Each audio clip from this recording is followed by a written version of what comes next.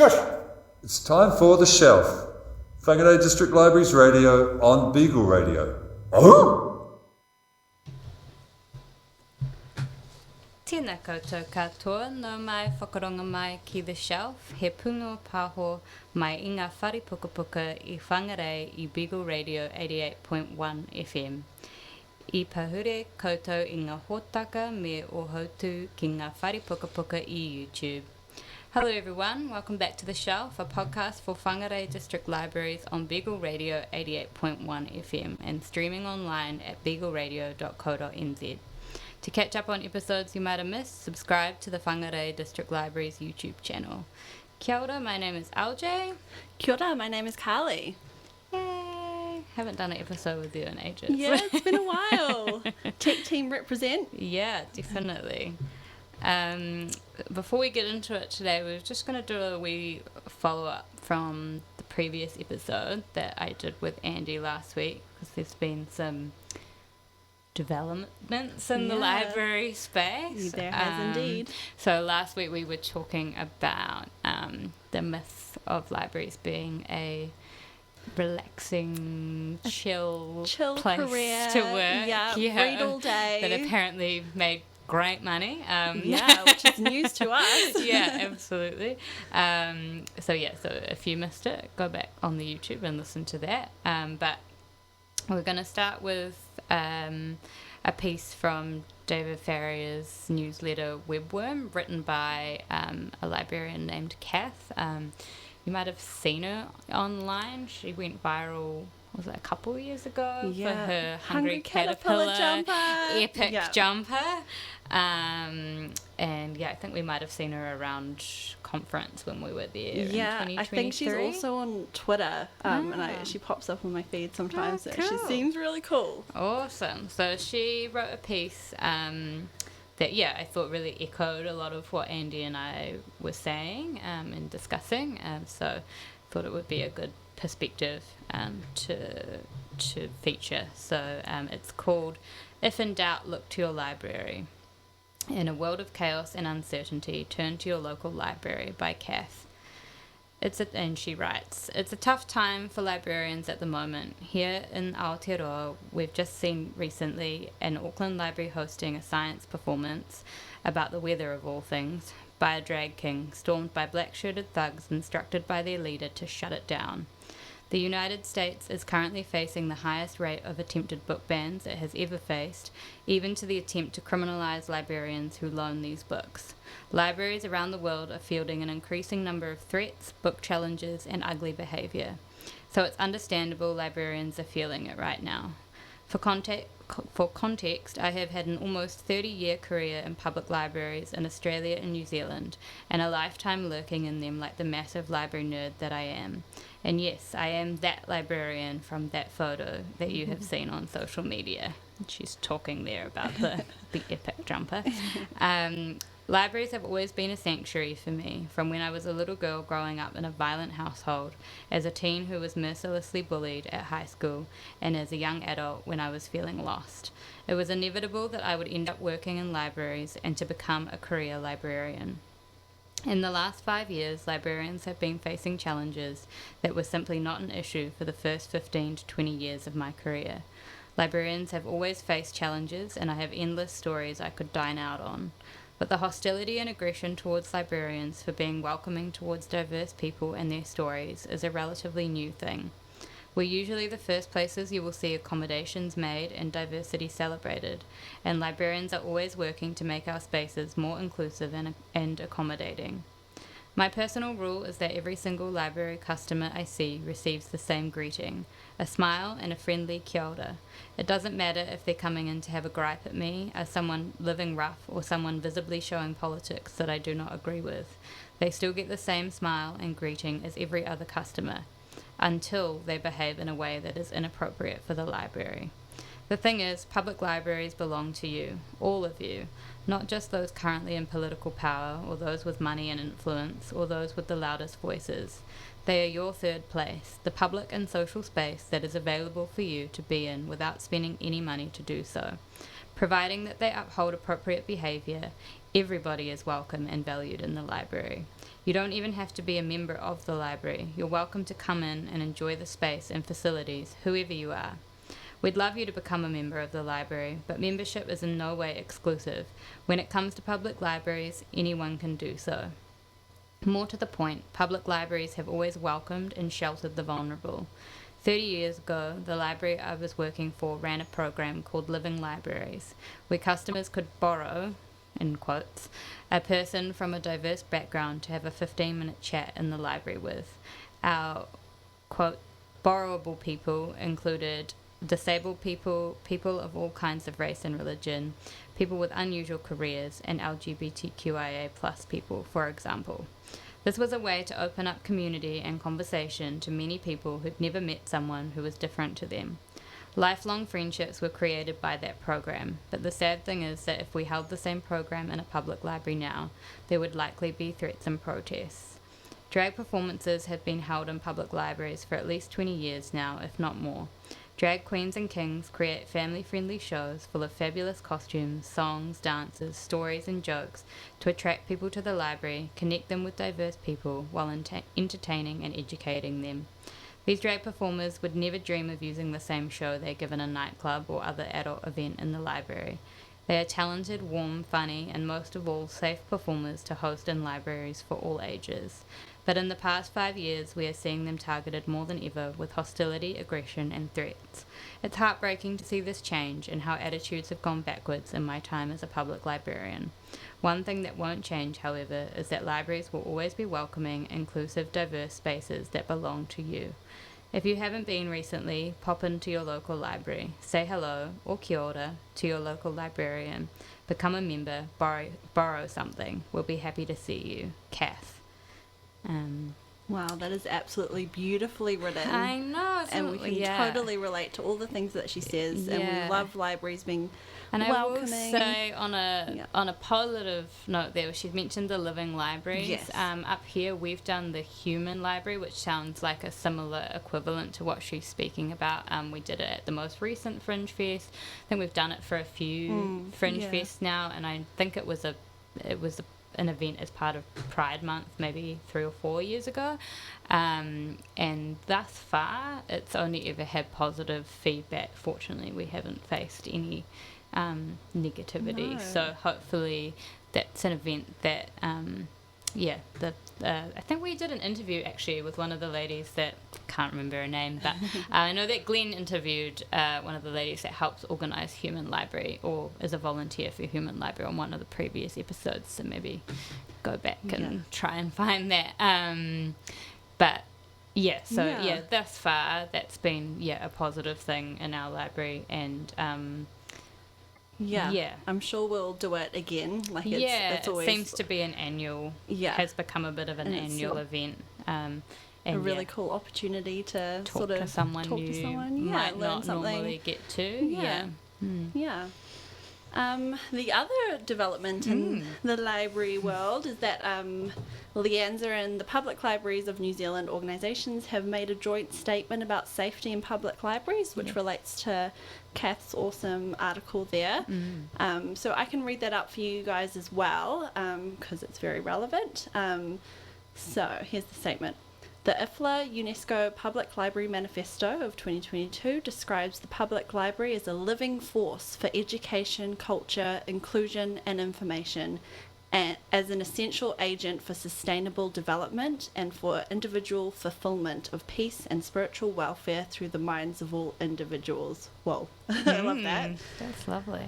The public library is a special place where members of a community, regardless of their material wealth or poverty, religion or belief, age, physical or intellectual ability, gender or sexual orientation, ethnicity, nationality or cultural affiliation, can freely access and use spaces and information resources to improve their lives.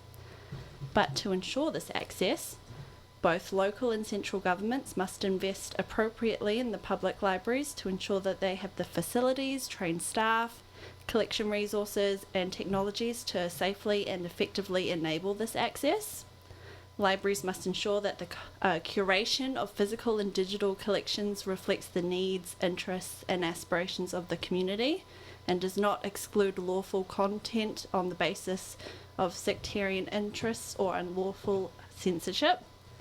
Libraries must be safe from physical and online threats or harassment to enable them to fulfill their role of guiding and supporting library users to freely access and effectively use library resources. Libraries' staff have a responsibility to protect the safety and privacy of library customers and other staff within the library. Customers must be safe to access and use library collections, resources and facilities without physical threats or harassment from other members of the community. Customers must be safe from disrespectful and intolerant behaviour or speech related to their age, gender, sexual orientation, religion and beliefs, ethnicity or cultural affiliation. Customers must be safe to undertake the self-conducted pursuit of knowledge with the support of from library staff. The governing bodies of and the staff of public libraries they fund have an obligation to ensure the safety of all staff and customers of the public library for which they are responsible. And that was just the joint statement by LIANZA and Public Libraries of New Zealand, written in March 2025. Yeah, and if you want to go and look, the Public Libraries of New Zealand, see the director, Bernie Hawk. Oh, have you got it there? Actually? Yes, down at the bottom there. Bernie So Hawk. yeah, he did an interview with Radio New Zealand. Yes. That if you could look that up as well, if you want to hear more, just on the Radio New Zealand website. But yeah, there's really... I had already read it, but I don't know, something about hearing somebody read it out loud. I was like, oh, wow. I do like the self-conducted pursuit of knowledge with support from library staff. That sounds very epic. And all of us at Whangarei Libraries are committed to providing a safe and welcoming and inclusive space for everyone. Yeah, and we that's want to our be priority. safe as well. Yes. We want you to be safe and we want us to be safe. Yeah. So it'd be interesting to see how things develop, but we just wanted to, seeing as both those things had happened since Andy and I spoke about it on the shelf 2 weeks ago, we just wanted to provide that follow-up and further context. What have you been reading? Wow. Speaking of libraries. Okay, what have I been reading? Yeah. Well, for the first time in a decade, I've started rereading The Hunger Games, and I'm guessing a lot of people can understand why, because there's a new prequel that has been released, and I wanted to refresh. Oh, is it a prequel? It's a prequel featuring one of the favourite characters from the original series.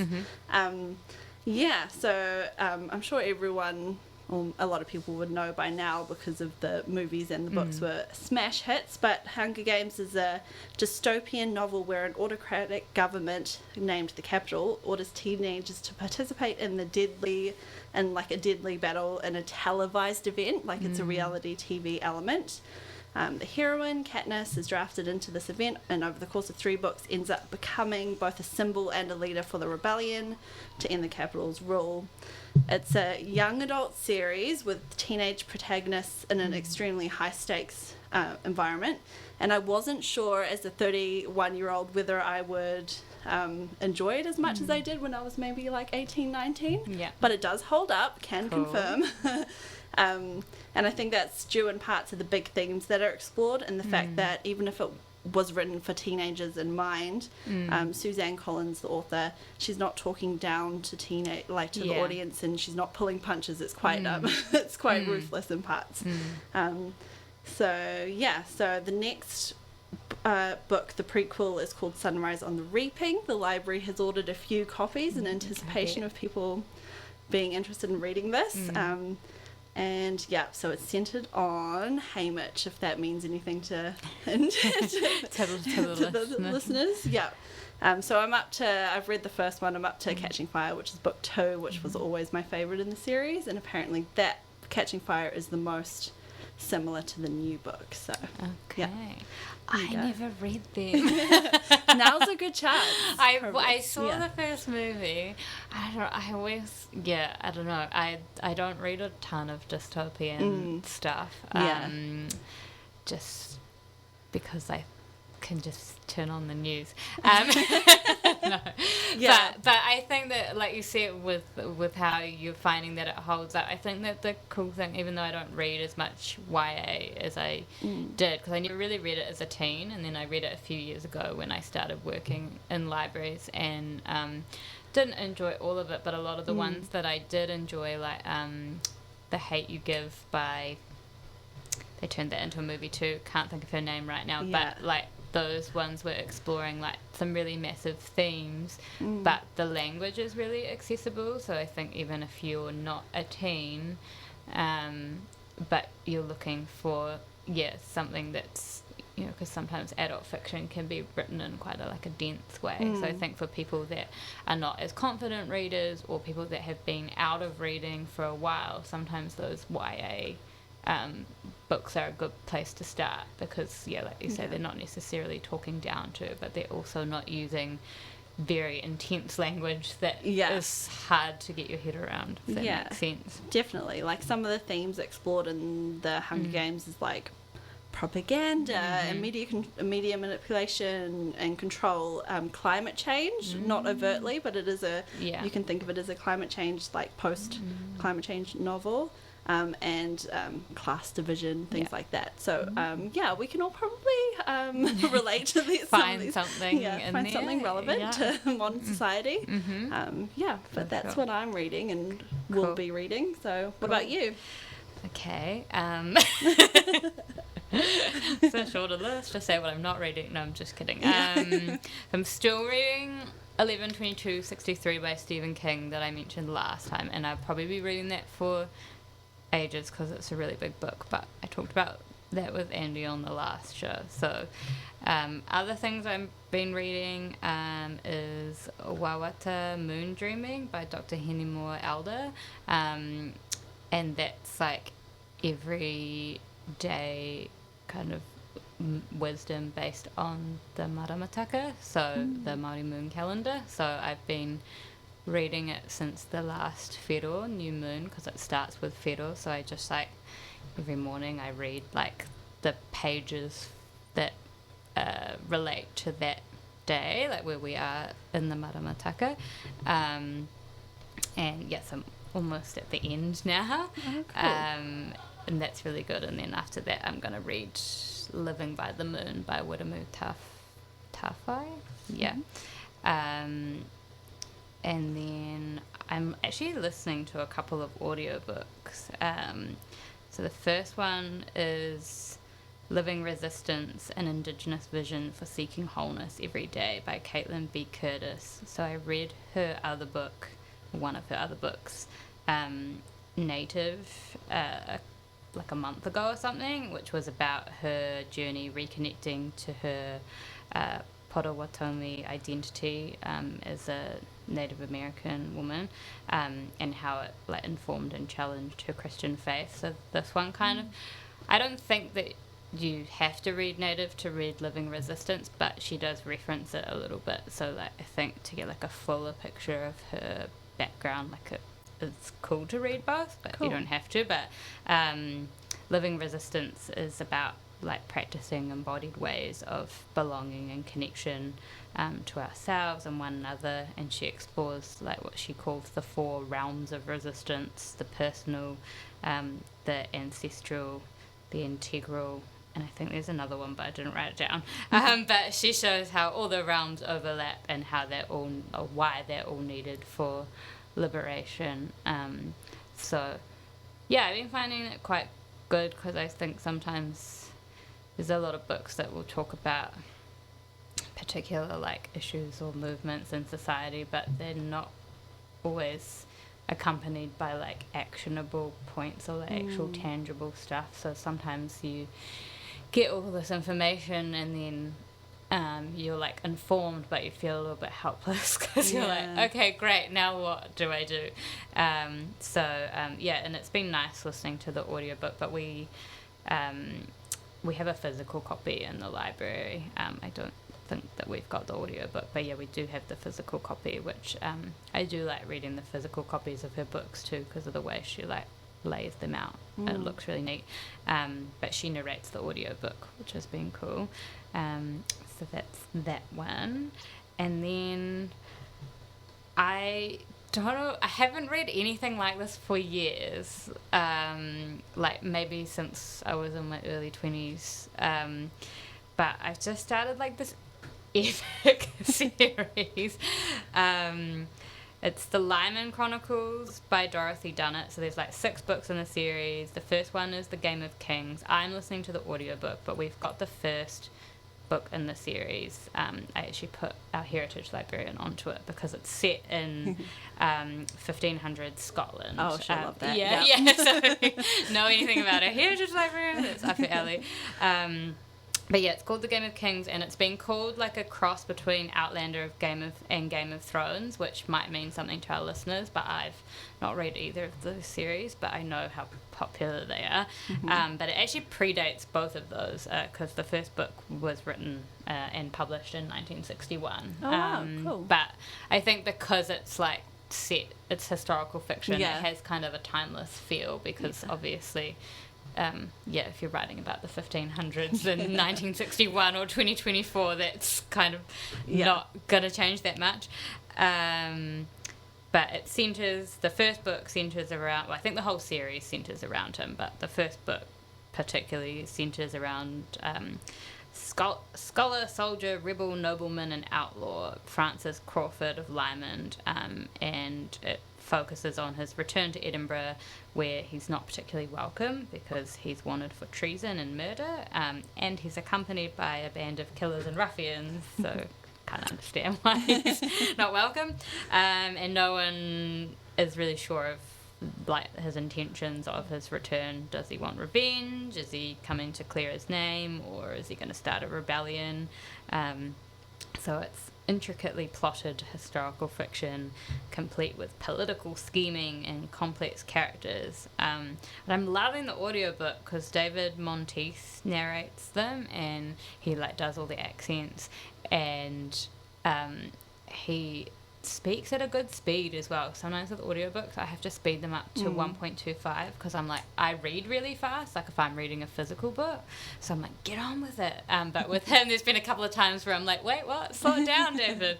But yeah, I don't know, it's just like, it's like a really long audiobook. It's like 20 something hours. Like I've never listened to an audiobook that long, but like I've been finding like I'm like excited to, I'm like, oh, can't wait to put my audiobook on. Awesome.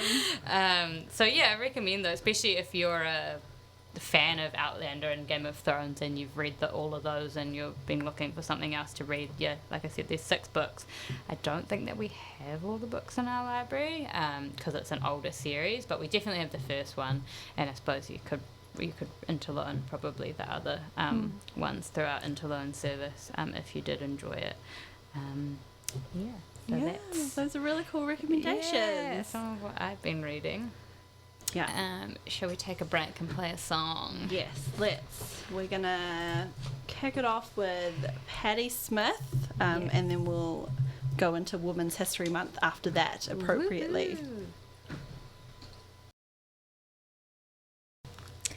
You're listening to The Shelf, a podcast for Whangarei District Libraries on Beagle Radio 88.1 FM. That song was Dancing Barefoot by Patti Smith. And now we're going to get into Women's History Month. Woohoo! So March away. is Women's History Month, celebrated annually, and it coincides with International Women's Day on March 8th.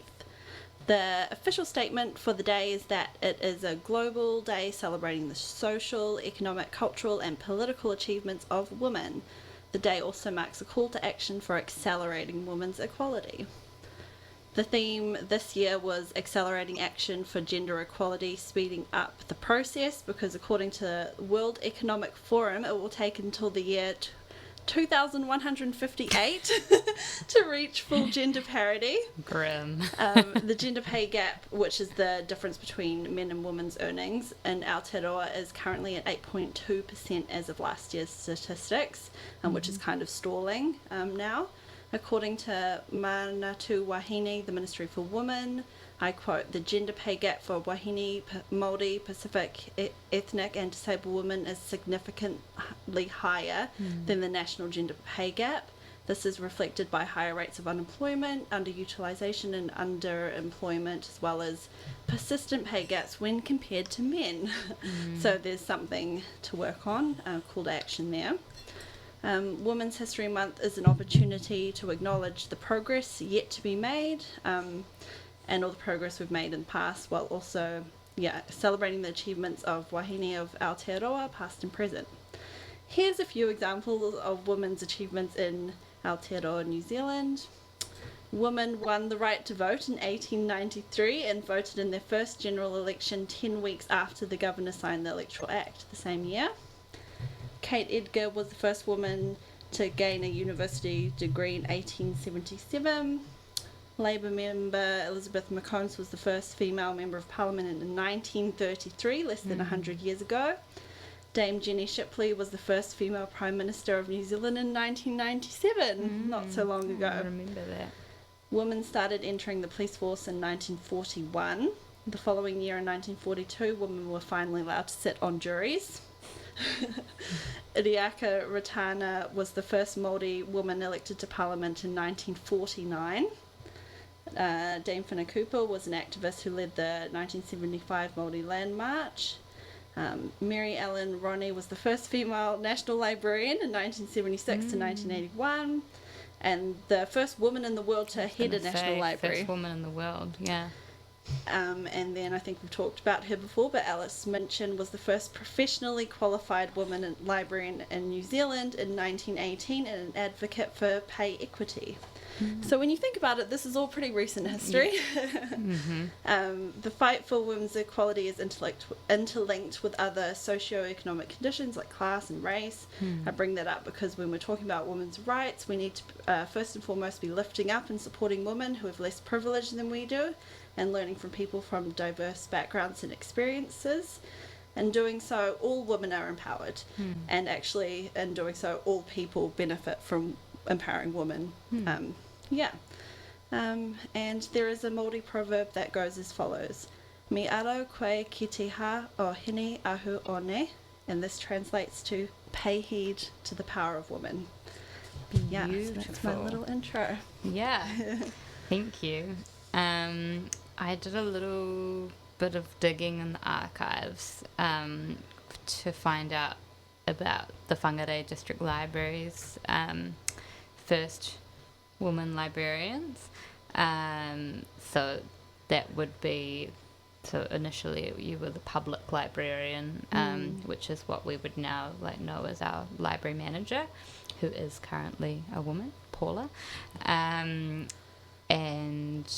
yes, apparently our first woman public librarian, it was really hard to find more information on the very early ones. So, yeah, according to the archives, our first woman public librarian was Miss K.E. Ritchie in 1906. But I'm curious because I know that Alice Minchin was the first, technically qualified. So I'm like, was Miss Ritchie not qualified, or but I couldn't find anything else about her. Sorry. But I will keep digging. Yeah. Maybe next year I might have some more. And if you're a listener in Whangarei, maybe, and you know someone in your family history that was a librarian, do let us know. Yeah, that would be awesome. So she was followed by a Miss A. Mackin, then Miss Cook, who, according to the Northern Advocate, was in her post for 14 years, and then a Miss Clarice Crawford. And then our next woman public, then there was a couple of men, but it's not about them today. Our next woman public librarian was Mrs. Kathleen Glenn from 1921 to 1925. And after her was when Miss May Bain, who was previously an assistant, was promoted to the office. So according to an article titled From a Small Beginning, Many Shifts in Libraries' Career, published in the Northern Advocate on 14th of November 1936, for the past 11 years, Miss Bain and her courteous staff have done much to popularise the library. So if you've ever booked a room at the Whangarei Central Library or attended an event, you may be familiar with the so-called May Bain room. And this is from our website, a little bit of the history as to how it came to be called the May Bain room. The May Bain room is named after Miss May Bain, who was the Whangarei Public Library librarian from 1925 until her retirement in 1939. As she was the librarian when the old Whangarei Public Library building was opened in 1935, we thought it fitting she is remembered when the new Whangarei Central Library opened in May 2006. Miss Bain grew up in Whangarei, where with her two sisters, Isa and Madge, she attended Whangarei Girls High School before going to Auckland University. She subsequently returned to Whangarei and was appointed to the position of Assistant Librarian in May 1923. She died in Auckland in 1980 at the age of 94. So that's just a very small history of our early women librarians here in Whangarei, and I'll keep digging in our archives because I'd love to find a bit more about them. So maybe in a future episode. Have you got any Women's History Month book recommendations? Book recommendations, yes. So I was just thinking of the kind of women authors that I really related to as a young adult back in the day that sort of influenced my perspective. So I was really into Joan Didion. She was a writer and a journalist, and like in California in the 70s. She was very cool. She was writing about topical issues of the time. She's just seemed like a really rad lady. She's written a lot of memoirs. Yes. Yeah, and essays and things like that. There was her, there was Patti Smith, who we listened to in the song break, who's a punk poet musician, sort of contemporary to Joan Didion, but she's still going strong. She's like Just Kids is kind of the book is mostly associated with her, but she's also done shorter books that are really cool, and I recommend those too. And then poetry of Mary Oliver, who you know I love. Me too. Yeah, she's amazing. Definitely recommend her. Louise Gluck and Emily Dickinson. And I recently found a Kiwi poet named Kate Camp, who seems really cool. So I recommend heading to our poetry section of the library because there's some really cool people who you can discover there. I didn't know who she was, but she's just a modern poet from Wellington who seems really awesome. That I've discovered recently. And then there's art, and we have some art books on Louise Bourgeois, Georgia O'Keeffe, Rita Angus, and I also recently found a 20th century mouldy modernist artist named Pauline Yearbury, who seems quite impactful, and I didn't really know her history. I've briefly heard of her. She seems cool. And then I would also recommend, just because I see a lot of children's books going past my desk, there are a whole lot of books on women's history and powerful women and famous women in the kids section of the library. Like Rebel Girls. Rebel Girls. There's so many cool ones that our children's librarian has been ordering. So you can search those on our catalogue, or any of these on our catalogue, and everything from Beyonce and Taylor Swift to Gloria Steinem and Michelle Obama. There's some really cool intro to these women in the kids section. It's fun for adults to look at too. Nice pictures. Nice illustrations. So those are my basic overviews. Cool. I've got a couple. I'm reading one at the moment. Don't ask me how many books I'm reading right now. But it's called This Is What It Sounds Like, Why We Fall in Love with Music by Dr. Susan Rogers and Dr. Ogus or Ogie. I should have looked up how to pronounce it. But Susan Rogers originally worked as an audio technician in LA, and then she became Prince's chief engineer on Purple Rain, which opened the door for her to become one of the most successful female record producers of all time. And now she is an award-winning professor of cognitive neuroscience. Wow, cool. So this is what it sounds like, is a journey into the science and soul of music that reveals the secrets of why your favourite songs move you. I just started it, but I'm enjoying it so far. It was one of those ones, I was cataloguing it, and I was like, oh, this looks cool. But I was going to recommend it to Glenn, actually, because I feel like it would be up his alley. Up his alley, yeah. And then another one that I mentioned to people a lot is, it was published in 1993, but it's called Māori Woman and the Vote by Tanya Ray. Unfortunately, we've only got a not-for-loan copy, but it's pretty short. Like, I think it's less than 100 pages, so you could just come and sit in Te Pō Wānanga and finish it in 1 or 2 sittings. Otherwise, you could interloan it from another library for a small fee with our interloan service. So yeah, as I said, it was published in 1993 to mark the centenary of New Zealand women gaining the right to vote, and it details Māori women's participation in the suffrage campaign, set against a longer history of Māori women's political activism. So in the last decade of the 19th century, Māori women were involved in 2 suffrage movements at the same time. So they supported the Women's Christian Temperance Union, the WCTU, which you probably heard about if you know anything about the right to vote, in seeking the right to vote for members of the New Zealand House of Representatives. But they also sought the right to vote and to stand as members of the Māori Parliament, Te Kotahitanga. So by the turn of the century, both these goals had been achieved, and their involvement in the suffrage movements was a significant development in the story of Māori women and the ways in which they organised at a national level to deal with yes, good. This sounds amazing. My I'm notes going to add this to my list. Upside down. Deal with issues of importance to them and their communities.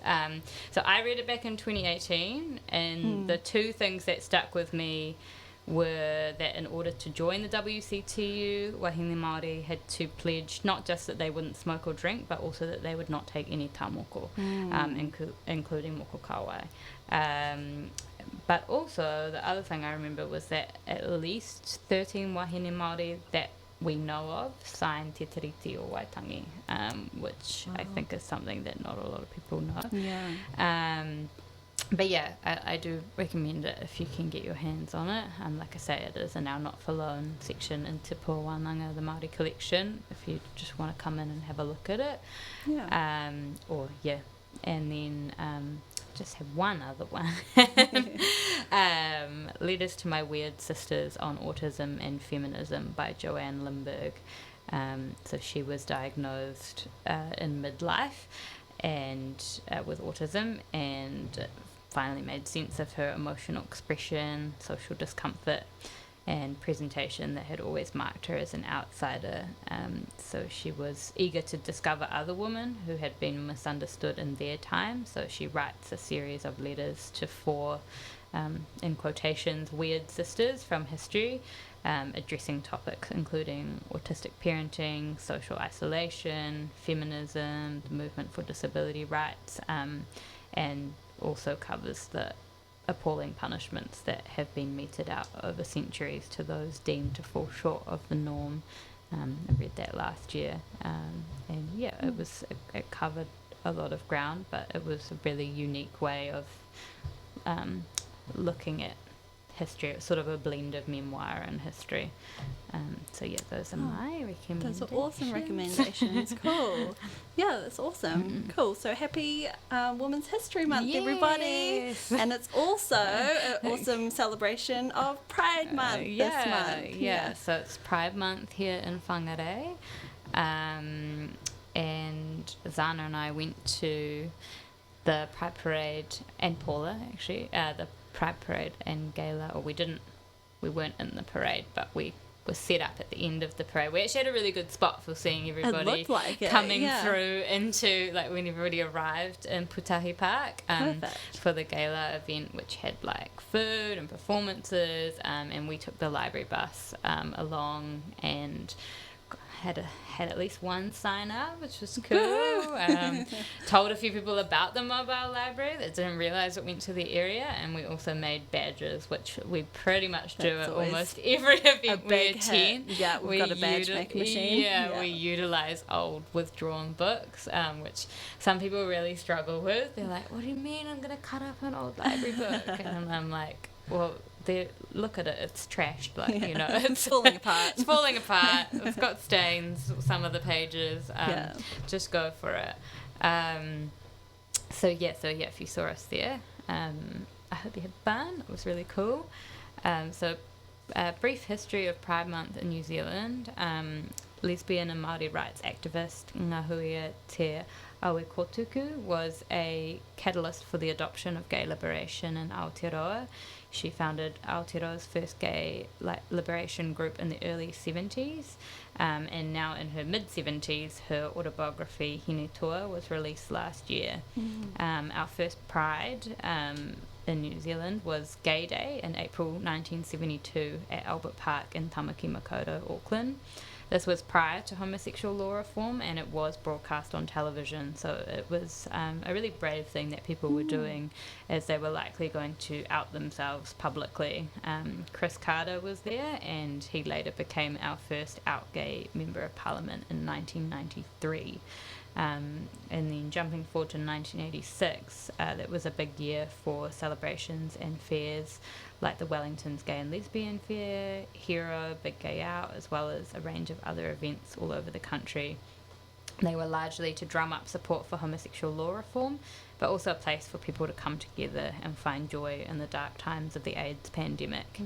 Auckland's annual Hero Festival began in 1992. The Big Gay Out event in Auckland was initially founded as part of the Hero Festival, but continues to be celebrated annually to this day to raise awareness for AIDS prevention in Aotearoa. Today, Tamaki Makaurau, Auckland, celebrates their Pride Month in February to coincide with good weather and in acknowledgement of the original Hero Parade. And other cities and towns around the country celebrate at different times according to local traditions.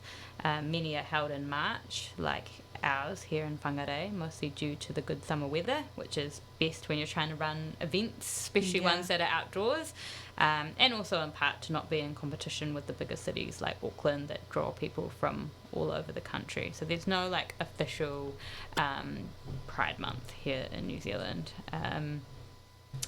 But July 2024, so just last year, was Aotearoa's first Queer History Month, which was organised by Kawe Mahara Queer Archives Aotearoa, which was formerly the Lesbian and Gay Archives of New Zealand.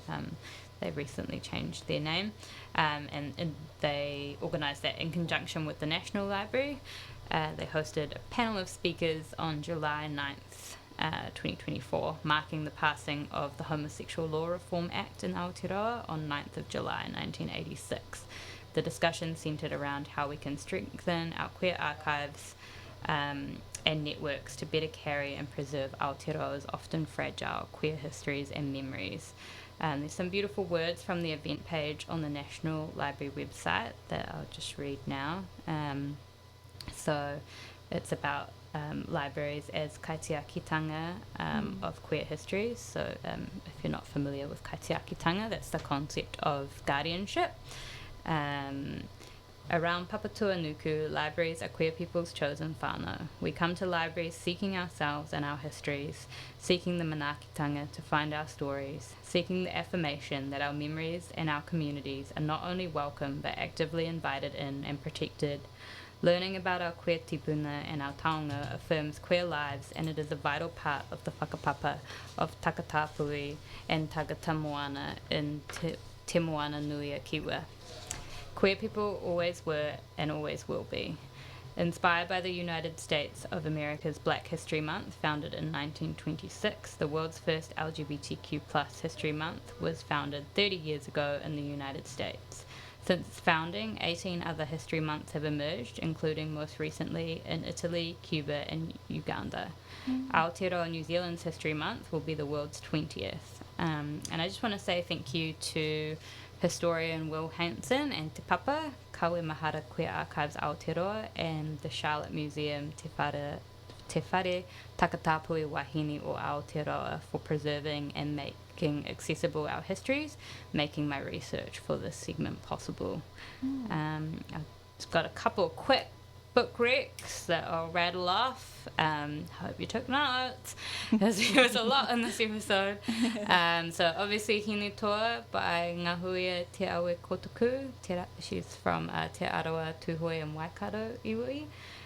It was actually shortlisted for the Ockham New Zealand Book Awards, and I will confess that I haven't finished it yet because it's so popular, so I just keep starting it and then it gets requested, or like I've started listening to the audiobook and then I have to return that, and I started reading it. So what I've read so far I did like, and she is an extremely important figure in the history, especially for Takatapui. So it's a fiery memoir about identity and belonging, and describes what was possible for a restless working class girl from the pa. After moving to Auckland for university, Ngahuia advocates resistance as a founding member of Ngā Tamatoa and the women's and gay liberation movements, becoming a critical voice in protests from Waitangi to the streets of Wellington. And the other two I want to highlight, or three, sorry. A Bookshop of One's Own, How a Group of Women Set Out to Change the World by Jane Chomley.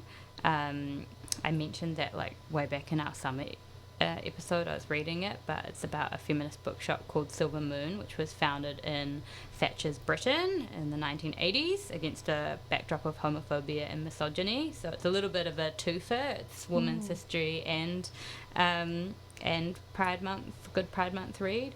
So Jane was one of the founding members, so she was at the heart of the women's liberation movement, and they became Europe's biggest women's bookshop. They hosted Margaret Atwood, Maya Angelou, fascinating slice of social history. And then the last two, kind of like read together, or one after the other, I guess. So one's Sexuality in the Stories of Indigenous People, which was edited by Jessica Hutchings and Clive Aspin from 2007.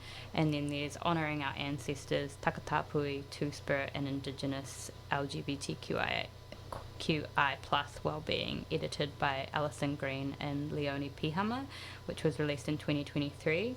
So both include essays from Takatapui people. It's interesting and informative to read both and see what has changed, what has stayed the same, as well as reading different individuals' lived experiences. So Takatapui, if you're not familiar, is a traditional Māori term, which meant intimate companion of the same sex, but it has been reclaimed to embrace all Māori who identify with diverse genders, sexualities and sex characteristics. Honouring Our Ancestors also includes essays from Two-Spirit people, which is a similar Indigenous concept to Takatapui, except for people from, or Indigenous people from Turtle Island, which is the Indigenous name for the United States and Canada.